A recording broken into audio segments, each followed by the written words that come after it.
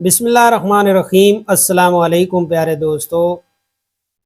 اللہم صلی علی سیدنا محمد وعلی آل سیدنا محمد وبارک وسلم وصلی علیہ۔ تکالیف اور پریشانیاں اور مصیبتیں جب انسان کو گھیر لیں تو انسان کا دماغ تقریباً مفلوج ہو کر رہ جاتا ہے اور انسان کو پھر کچھ سمجھ نہیں آتی، اور اس تکلیف اور پریشانی کی وجہ سے وہ ہر طرف سے مایوس ہو جاتا ہے، یہاں تک کہ اللہ پاک معاف فرمائے شیطان مردود انسان کو اللہ تعالیٰ کی ذات اقدس سے بھی مایوس کرنے کی سرتوڑ کوشش کرتا ہے۔ لیکن الحمدللہ ایک مسلمان ہونے کے ناطے ہم لوگوں نے اللہ تعالیٰ کی ذات اقدس سے کبھی مایوس نہیں ہونا، اور اگر خدا نخواستہ ہم مایوس ہو بھی جائیں تو کدھر جائیں گے ہم مسلمان،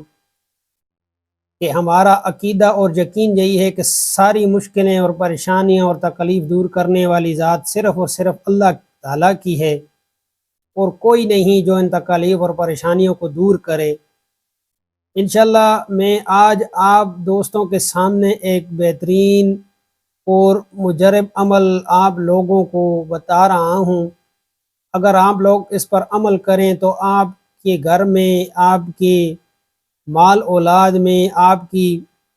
کسی مسئلے مسائل میں اگر آپ گر چکے ہیں تو اس کو آپ دور کر سکتے ہیں۔ اس کا طریقہ کار یہ ہے کہ آپ لوگوں نے روزانہ کے حساب سے یا تقریباً 3-4 دن یا ایک ہفتے تک اس عمل کو ضرور کرنا ہے۔ وہ عمل کیا ہے کہ تھوڑا مشکل تو ہے، لیکن جب انسان پر کوئی مصیبت پریشانی آتی ہے تو اس کو حل کے لیے تو انسان پھر سرتوڑ کوشش بھی کرتا ہے۔ تو سب سے پہلے آپ لوگوں نے 5 وقت کی نماز کو قائم کرنا ہے، اپنے آپ کو گناہوں سے بچانا ہے، جو گناہ ہو گئے ان سے توبہ کرنی ہے، اور اللہ تعالیٰ کی ذات اقدس کے سامنے اپنے آپ کو پیش کر دینا ہے کہ یا اللہ میں تمام گناہوں سے توبہ کرتا ہوں اور انشاءاللہ آئندہ یہ گناہ نہیں کروں گا۔ اور ساتھ ہی تہجد کی نماز کے لیے اپنے آپ کو بیدار کرنا ہے کہ تہجد کی نماز کے جو فضائل اور مناقب ہیں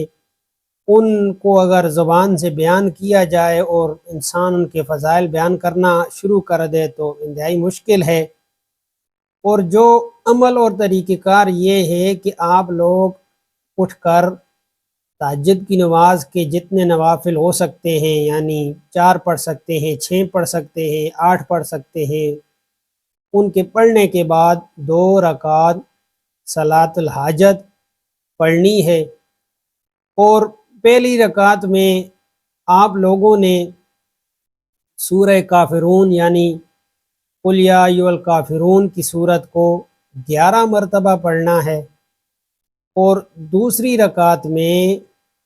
سورہ اخلاص یعنی قل ھو اللہ احد